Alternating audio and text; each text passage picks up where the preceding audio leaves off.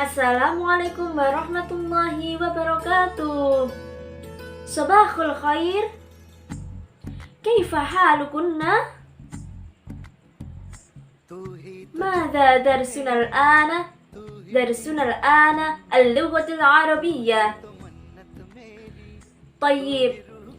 Qabla bidayatil ta'allum minal yawm, hayya nabda'u bi qira'atil basmalah. Bismillahirrahmanirrahim. Baiklah teman-teman, pada pertemuan kali ini kita akan membahas tentang isim isyarah. Dalam isim isyarah ini kita akan mengetahui bagaimana apakah isim isyarah itu, bagaimana cara penggunaannya, serta bagaimana cara pengaplikasiannya dalam kehidupan sehari-hari, yakni dalam bercakap-cakap dalam bahasa Arab. Oke, toyib. Isim yakni kata benda, sedangkan isyarah yakni yang menunjuk terhadap sesuatu atau seseorang. Maka isim isyarah yakni kata benda yang menunjuk pada sesuatu atau seseorang. Nah, dalam bahasa Indonesia, kata tunjuk biasa disebut dengan kata ini atau itu. Nah, dalam bahasa Indonesia juga ini atau itu tidak ada bedanya dalam hal perempuan maupun laki-laki. Sedangkan dalam bahasa Arab itu ada dua kategori, yakni ada mudzakkar serta muannas. Nah, dalam bahasa Arab kata ini biasa disebut dengan hadza serta hadhihi. Hadza digunakan untuk mudzakkar serta hadhihi digunakan untuk muannas atau perempuan. Sedangkan kata itu dalam bahasa Arab biasa digunakan dengan tilka dan dzalika. Tilka itu digunakan untuk perempuan, serta dzalika biasanya digunakan untuk laki-laki atau mudzakkar. Nah, kita ambil contoh hadza Ahmad. Ini Ahmad, laki-laki kan. Kemudian untuk muannas atau perempuannya, hadhihi Fatimah. Ini Fatimah. Oke, toyib. Jika ada pertanyaan, apakah boleh sih isim isyarah itu diganti dengan isim dhamir? Ya tentu boleh. Dan jangan lupa isim dhamir itu diawali dengan mulai dari huwa sampai nahnu. Kita nyanyi dulu ya. Huwa huma hum, hiya huma hunna, anta antuma antum, anti antuma, anti antuma, antuna ana nahnu.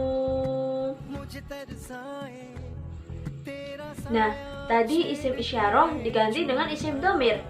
Kita ambil contohnya nih. Huwa Ahmad. Dia Ahmad. Huwa sebagai mubtada dan khobarnya adalah Ahmad. Kemudian dia Fatimah. Dia sebagai mubtada dan khobarnya Fatimah. Nah, jika ada kalimat yang diawali dengan isim, biasanya disebut dengan jumlah ismiyah. Jika ada isim di awal kalimat, itu disebut dengan mubtada. Dan jika ada isim yang disandarkan pada mubtada, yakni khobar mubtada. Nah, berarti contoh yang tadi, hadza Ahmad. Hadza sebagai mubtada dan Ahmad sebagai khobar dari mubtada. Kemudian hadhihi Fatimah. Begitu hadhihi sebagai ya mubtada dan khobarnya Fatimah. Ya, betul. Nah, di sini ada tabel. Di sebelah kanan itu ada mudzakkar serta muannasnya. Di atasnya isim isyarah juga isim dhamir. Isim isyarah pada mudzakkar. Contohnya hadza Ahmad, hadza kitabun, dzalika Ahmad. Jika muannas atau perempuan itu hadhihi Fatimah. kemudian hadhihi sa'ah, kemudian tilka Fatimah. Hadza dan dalika itu berkedudukan sebagai mubtada karena berada di awal kalimat. Kemudian Ahmad itu khobarnya karena bersandarkan pada mubtada, yakni hadza. Kemudian untuk mu'annas hadhihi dan tilka itu juga berkedudukan sebagai mubtada, dan Fatimah itu menjadi khobarnya karena juga bersandarkan pada mubtada. Kemudian di samping kiri itu ada isim domir yang tadi bisa diganti, yang tadi isim isyarah itu bisa diganti dengan isim domir. Contohnya huwa Ahmad, kemudian anta mudarrisun, kemudian ya Fatimah, juga anti mudarrisatun. Jangan lupa isim domir itu mulai dari huwa serta sampai nahnu. Huwa sampai nahnu itu berkedudukan sebagai mubtada, kemudian kalimat setelahnya menjadi khobar. Cara membedakan mudzakkar dan muannasnya itu bisa dilihat dari tak marbuthah setelahnya. Seperti contoh hadza Fatimah, itu kan juga ada tak marbuthahnya. Kemudian seperti hadza faslun atau hadza kitabun, itu kan nggak ada tak marbuthahnya, jadi disebut mudzakkar. Kalau muannas hadza sa'atun, hadhihi sa'atun, nah itu menjadi muannas, itu ada tak marbuthahnya. Nah, dapat diambil kesimpulan bahwasanya isim adalah kata benda.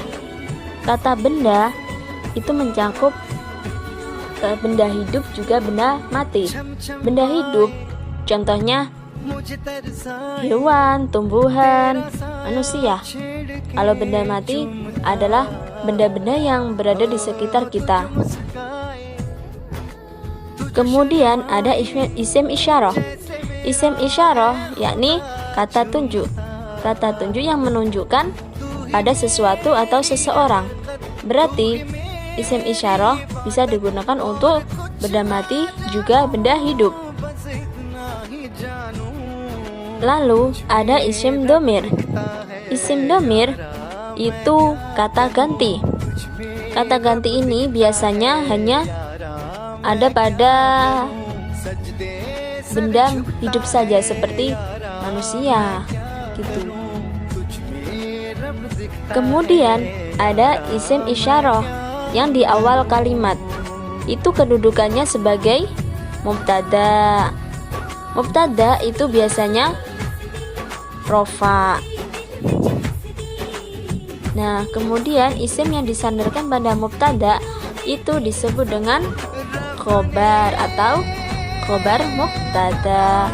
Itu biasanya mengikuti kalimat awalnya. Qayyib, fahimtunna? Oke. Saya kira cukup sekian pembelajaran kali ini. Ta'allamna jayyidan. Syukran katsir. Ila liqa. Assalamualaikum warahmatullahi wabarakatuh. तू ही तो जन्नत मेरी, तू ही मेरा जुनू, तू ही तो मन्नत मेरी, तू ही रूह का सुकून।